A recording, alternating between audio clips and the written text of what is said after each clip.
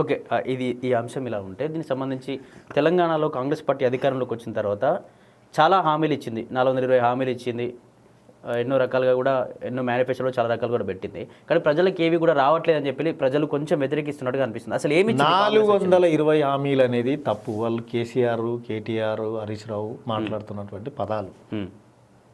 మేము ఇచ్చిన 6 హామీల్లో 4 హామీలు నెరవేర్చినాము, 2 హామీలు నెరవేర్చలేదు. అది ఎవరిని అడిగినా చెప్తారు.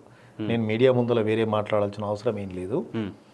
ఇక్కడ మనం మాట్లాడుకుంటున్నటువంటి ఇప్పుడు ఉద్యోగాల గురించి మనం మాట్లాడినాం, నిరుద్యోగుల గురించి మాట్లాడినాం.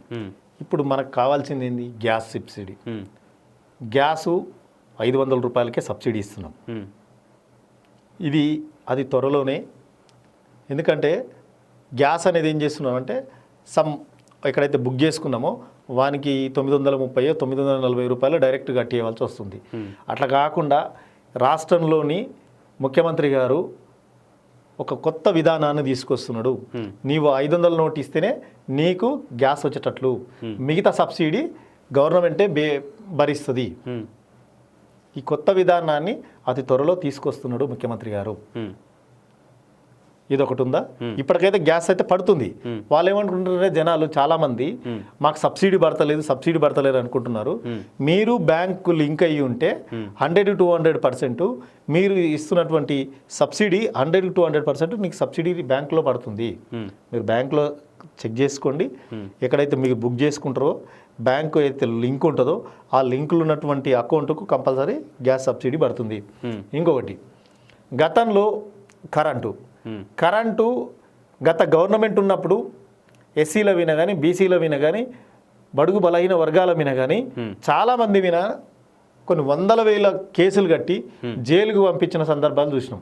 ఎందుకు అంటే బిల్లులు కట్టలే అని చెప్పేసి. ఇగో నీ మీటర్ ఇంత తిరిగింది, నువ్వు బిల్లు కట్టలే అని చెప్పేసి.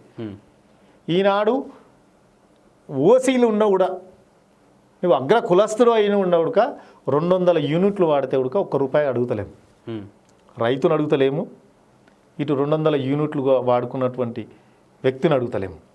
వాళ్ళందరికీ ఫ్రీగానే ఇస్తున్నాం. ఏ ఒక్క రైతుని ఇబ్బంది పెట్టలేదు, ఏ ఒక్క బడుగు బలైన వర్గాన్ని ఇబ్బంది పెట్టలేదు. అంత చరిత్ర ఉన్నటువంటి కాంగ్రెస్ పార్టీ. మూడోది, ఇట్లా చెప్పుకుంటూ పోతే ప్రతిదీ ఇచ్చుకుంటూ వచ్చినటువంటి సందర్భాలు చూసినాం. ఇంకా ఈ రాష్ట్రంలో మహిళలకు ఈ రాష్ట్ర ముఖ్యమంత్రి గారు 1,00,00,000 మందిని కోటీశ్వరుల్ని చేయాలనే సంకల్పం ఏదైతుందో దాన్ని దృఢంగా పెట్టుకొని చాలామందికి ఇప్పుడు ఆర్టీసీ ఉంది, ఆర్టీసీలో బస్సులు ఉన్నది. ఆ బస్సులు కొని మహిళా సంఘాలకు అప్పచెప్పింది. మహిళా సంఘాలకు డైరెక్ట్ వాళ్ళకి ఇన్కమ్ వస్తుంది. తర్వాత మహిళా సంఘాలకు ఏదైతే పెట్రోల్ బంకులు పెట్టించాడు. మళ్ళా ఆనాడు మహిళా సంఘంలో ఎవరైనా చనిపోతే ₹1 రాకపోతుండే, ₹1 రాకపోతుండే.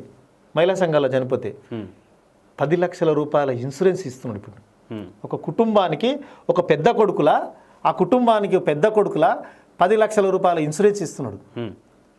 ఆ కుటుంబంలో ఒక ఇన్సిడెంట్ జరిగితే ఈ రాష్ట్ర ముఖ్యమంత్రి ఇవ్వగలుగుతున్నాడు?